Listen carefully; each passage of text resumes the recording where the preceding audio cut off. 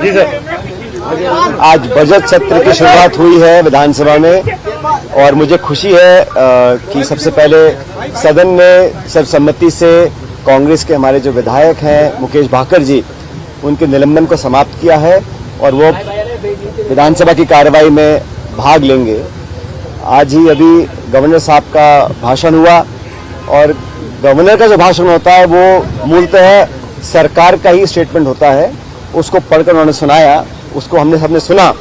अब उस पर विस्तार से चर्चा होगी, लेकिन ये बात सच है कि 1 साल के कार्यकाल में इस सरकार को बहुत सारी चीज़ों का जवाब देना पड़ेगा। प्रदेश में जो हालात हैं लॉ एंड ऑर्डर के, ग्रामीण क्षेत्र में विकास के, स्कूलों को ख़त्म बंद करने के, जिलों को समाप्त करने के, इन सब मुद्दों पर सरकार की जवाबदेही हम लोग तय करेंगे।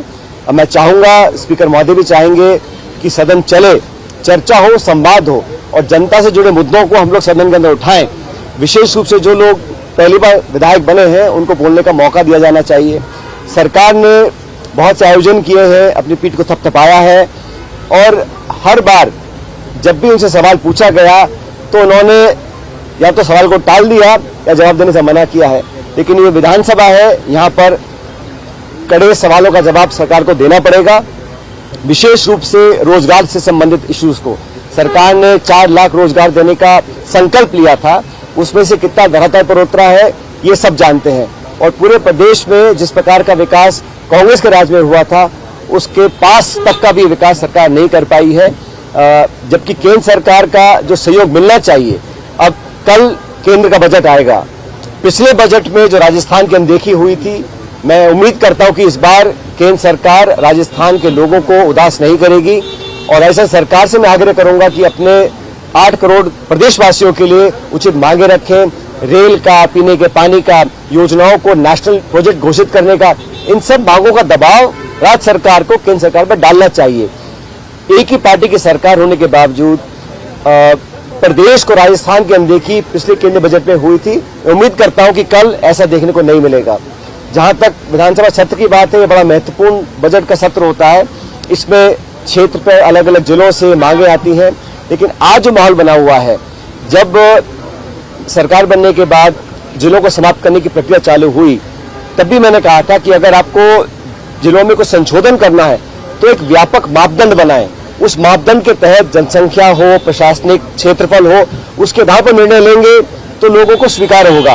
लेकिन मनमाने तरीके से जिलों को समाप्त किया गया, संभागों को समाप्त किया गया, उसमें भी कहीं ना कहीं राजनीति दिखाई दी है और प्रदेश भर में अनेक जगहों पर इसका विरोध हो रहा है।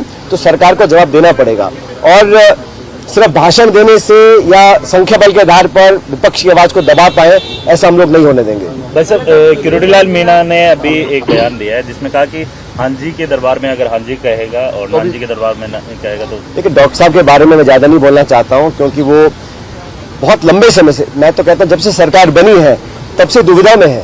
सरकार ने पद दिया भी, लेकिन उनके औहदे, उन्होंने जो मेहनत करी थी विपक्ष में रहते हुए उसके अनुरूप नहीं दिया। इस बात को सब जानते हैं, लेकिन फिर भी उनको बनाया और नहीं भी बनाया, इस्तीफा रिजेक्ट भी नहीं किया, एक्सेप्ट भी नहीं किया, मंत्रालय दिया भी और नहीं भी दिया। जो दिया है तोड़ फोड़ के दिया है, तो उनके साथ जो हो रहा है उनके बारे में उनसे पूछना बेहतर रहेगा। मैं तो इतना ही जानता हूं कि चाहे एसआई की भर्ती हो, चाहे ईआरसीपी का इशू हो, उन्होंने अपनी बात को रखा, लेकिन क्या सरकार उनकी बात को सुन रही है? हम लोग चाहते हैं कि निष्पक्षता से, अभी आज गवर्नर के साहब के भाषण में कहा गया इतने लोगों को हमने पकड़ा है जो पेपर लीक में इन्वॉल्व थे, वो बड़ी मछलियां कहाँ है भाई? हम तो जांच के लिए तैयार हैं। हम तो हर समय मांग करते रहे, कोई व्यक्ति किसी दल का हो, किसी विचारधारा का हो, किसी पद पे हो, अगर पेपर लीक्स में वो इन्वॉल्व है और तथ्य पर्याप्त है और पारदर्शी जांच हो रही है तो कार्रवाई करनी चाहिए। 1 साल से अब सरकार में है, केंद्र की सारी एजेंसी आपके पास है, विरोधियों को टारगेट करने के लिए ईडी, ईडी, सीबीआई, ईडी सब आपके पास। लेकिन जो असल में जो देश के भविष्य को खोखला कर रहे हैं पेपर लीक कराकर, उनको पकड़ने के लिए केंद्र सरकार, राज्य सरकार ने क्या किया है? और मैं तो ऐसा मानता हूं कि ईआरसीपी प्रोजेक्ट पर लोग ताली बजवा रहे हैं, लेकिन वो जो एमओयू साइन हुआ है मध्य प्रदेश राजस्थान का, उसको सार्वजनिक क्यों नहीं कर रहे हैं? उसको सदन के पटल पे क्यों नहीं रख रहे हैं? राजस्थान का जो अधिकार था हमारा पानी का, पीने के पानी का, इंडस्ट्रियल यूज का, उसमें कितना हमको मिला है, कितना नहीं मिला है। तो ये जो उन्होंने अनिश्चितता बनाई हुई है, मैं समझता हूँ सही नहीं। लोकतंत्र में पारदर्शिता अति महत्वपूर्ण है, वो सरकार नहीं कर पा रही है। और केंद्र सरकार भी, प्रधानमंत्री जी आए, पानी डाल के चले गए, लेकिन उन्होंने आज तक नहीं बताया कि राजस्थान का हमारा जो अधिकार था, क्या उसमें कुछ कमी की है, क्या और राज्यों को फेवर किया गया है। एक पारदर्शी तरीके से उस एमओयू पर चर्चा होनी मैं समझता हूं बहुत जरूरी है। इसलिए सरकार बोलती बहुत सी बातें हैं, लेकिन धरातल पर जब काम होता है उसमें कहीं ना कहीं अपने काम को छुपाने का वो कार्य कर रही है।